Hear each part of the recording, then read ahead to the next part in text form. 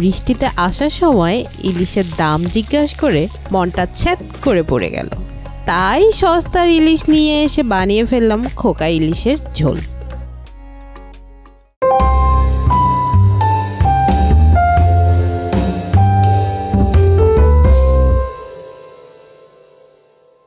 প্রথমে একটি পেঁয়াজ নিয়ে 2 ফালি করে তাকে কুচি কুচি করে কেটে নিলাম, প্রায় 1 মুঠোর মতো। এরপর কয়েক কোয়া রসুন দিলাম। রসুনগুলোকে সেম ভাবে একদম কুচি কুচি করে কেটে নিলাম। এরপর প্রায় 6-7টা কাঁচা লঙ্কা নিলাম। কাঁচা লঙ্কাগুলোকে 2 ফালি করে ভাগ করে নিলাম। এরপর সব উপকরণগুলো একসঙ্গে করে রেখে দিলাম।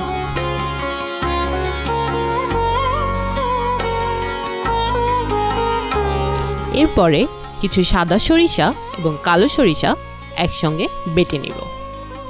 এরপরে কড়াই হালকা গরম হয়ে গেলে তার মধ্যে আধা কাপ পরিমাণ সয়াবিন তেল ঢেলে নিলাম।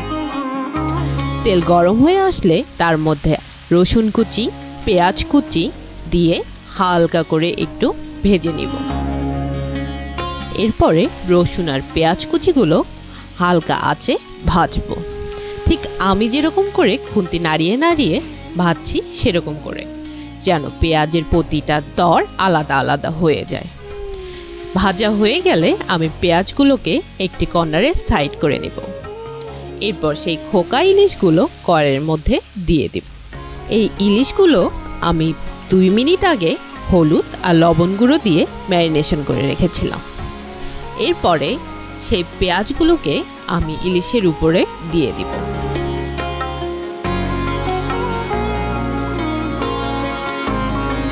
এরপরে আমি তার মধ্যে কিছু পানি যোগ করে ইলিশগুলোকে ভেজে নেব।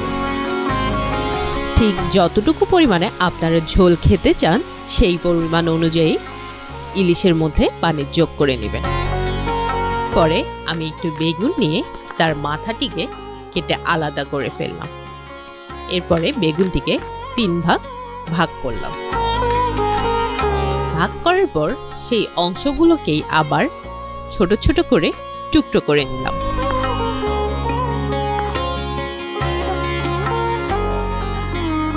এরপরে সেই টুকরো বেগুনগুলোকে আমি ইলিশ মাছের সঙ্গে মিশিয়ে নিলাম। এরপর বেগুনগুলোকে আমি কিছুক্ষণ ধরে কষিয়ে নেব। কষানো শেষ হলে তার মধ্যে দিয়ে দিলাম কিছু সরিষা বাটা।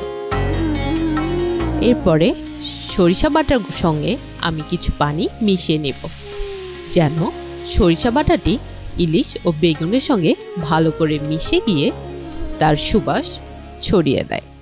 কিছুক্ষণ পর যখন ইলিশের গন্ধে পুরো বাড়ি মোমো করবে, তখন আমি ইলিশের ঢাকনা খুলে একটু লবণ চেখে দেখব।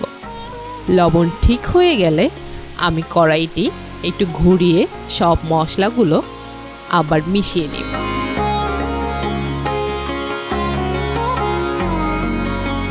এরপর আমি বেগুনগুলোকে প্রথমে সার্ভিং বোলে দিয়ে তারপর ইলিশগুলোকে পরিবেশন করব। হয়ে গেল আমার গরিবের খোকা ইলিশের বেগুনের ঝোল। গরম ভাতের সঙ্গে খেতে কি যে মজা! আপনারা বাসায় একদিন বানিয়ে খাবেন।